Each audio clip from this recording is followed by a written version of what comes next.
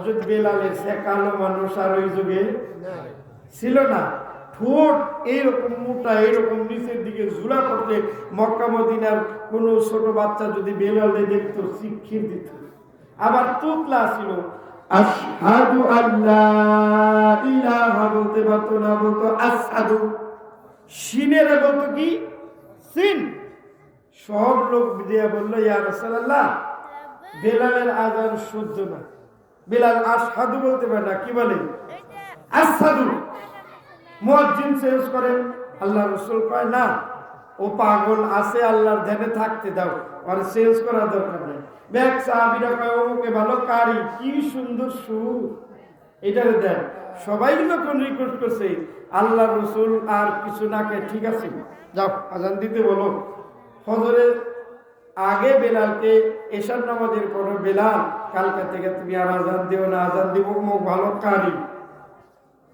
কথাটা বুঝতেছেন? রাত্রি হয়ে গেল, গভীর রাত্রে হযরত বেলাল মসজিদে নববীর ভিতরে ওযু করে নামাজ পড়ে, সিজদা দিয়ে কাঁদে, আল্লাহ আমারে কালো বানাইছো তুমি, এমন কালোর কালো, আমার আর একটা কালো মানুষ নাই। আমারে গোলামের জাত বানাইছো তুমি, আমি তো গোলাম হই নাই।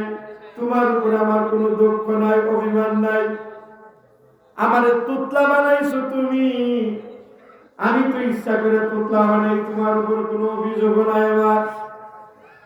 কিন্তু আমি তো, তুমি যে মহান, তুমি যে বড়, এটা দাঁড়িয়ে আর বলতে পারবো না। আল্লাহু আকবার, আল্লাহু আকবার। আযানের এই ধ্বনিটা বন্ধ হয়ে গেল। আশহাদু আল্লা ইলাহা ইল্লাল্লাহ, তেরে সিওয়া কোই মাবুদ নেই, তুমি ছাড়া কোনো ইলাহ নাই, এই সাক্ষীটা আমি আর দিতে পারতেছি না। আশহাদু আন্না মুহাম্মাদুর রাসূলুল্লাহ, আমার প্রিয় নবী, একমাত্র বিশ্ব নবী, সাক্ষীটা আমি দিতে পারতেছি না। হাইয়া আলাস সালাহ, নামাজের জন্য আমি আহ্বান করতে পারতেছি না। হাইয়া আলাল ফালাহ, আসল কল্যাণের জন্য আমি এগুলা বলতে পারলাম না। আল্লাহ, আমি এত হতভাগা হয়ে গেলাম, আমি তো কোনো নকরি করি না, চাকরি করি না, পয়সা চাই না, বেতন চাই না। আমি হৃদয় থেকে তোমার নাম বলে বলে বলে মানুষকে আহ্বান করতাম, বন্ধ হয়ে গেল। আল্লাহ কয়, বেলাল রে, তামাম দুনিয়ার মানুষ তোর মুয়াজ্জিনের থেকে নাম কেটে দিতে পারে, আমি মাবুদ তোর নাম আরশে আজিমে লিপিবদ্ধ করে দিয়েছি।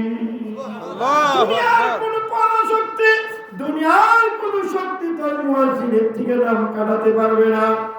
ভাইরা আমার, রাত্রি অনেক হয়ে গেল, ঘুম ভেঙে গেছে। ঘুম ভেঙে যাওয়ার পরে কতক্ষণ ঘুমান যায় বলেন? 10 ঘন্টা 12 ঘন্টা এরকম ঘুমাবেন, এক পর্যায়ে আপনার ঘুম ভেঙে যাবে। ঘুমের তো একটা লিমিট আছে। ঘুম ভেঙে যায়, ঘুম আর আসে না। কি ব্যাপার, ঘুম আসে না কেন? মুয়াজ্জিন তো আযান ঠিক টাইমে দিচ্ছে, রাত্রি বর্ষা হয় না। এরপরে আবার আযান দিচ্ছে, রাত্রি বর্ষা হয় না। এরপরে লোকজন ক্ষুধার তাড়না, ঘুম তো মিটে গেছে, এবার আবার ক্ষুধার জ্বালা, আবার রান্না বান্নি করে তৈরি খানা যা ছিল খাইছি, রাত্রি বর্ষা হয় না। এবার জিবরাইলকে নবীজির কাছে পাঠিয়ে দিছে। নবীজির কাছে জিবরাইল এসে বলে, নবীজি বেলালকে ডাকেন, আযান দিতে হবে, কিয়ামত হয়ে যাবে, রাত্রি বর্ষা হবে না।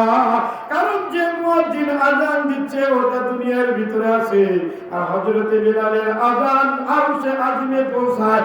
এখনো আযানের ধ্বনি আরশে আজিমে পৌঁছায় নাই, বেদায় রাত্রি বর্ষা হচ্ছে না। আল্লাহ রাসূল গেলেন চলে, বেলালকে ডাকলো। বেলাল মাথা উঠেছে, নবীজির দিকে তাকায় হাওয়া করে কেঁদে দিচ্ছে। এবার নবীজি বলে, বেলাল আযান দাও। আযান তো দিছে অমুক ভালো কারিতে। ওই কারি আযান দিছে, নিজের উপরে গর্ব করছে, আমি ভালো কারি। ভিতরে একটা অহংকার আছে। আর তোমার কোনো অহংকার ছিল না। আল্লাহ রূপ চেহারা দেখে না, আল্লাহ ধন সম্পত্তি দেখে না। আনাস রাদিয়াল্লাহু তাআলা বর্ণনা করেন, ক্বালা রাসূলুল্লাহ সাল্লাল্লাহু আলাইহি ওয়াসাল্লাম, রাসূল ইরশাদ করেছেন, ইন্নাল্লাহা লা ইয়ানজুরু ইলা সুওয়ারিকুম ওয়া আমওয়ালিকুম, নিশ্চয়ই আল্লাহ দেখেন না তোমাদের রূপ চেহারা আর ধন সম্পত্তি, ওয়ালাকিন ইয়ানজুরু ইলা কুলুবিকুম ওয়া আমালিকুম, আল্লাহ দেখেন নিয়তটা কি, তাকওয়াটা কি পরিমাণ, আর ওই নিয়তের সাথে বান্দা কি কাজটা করেছে।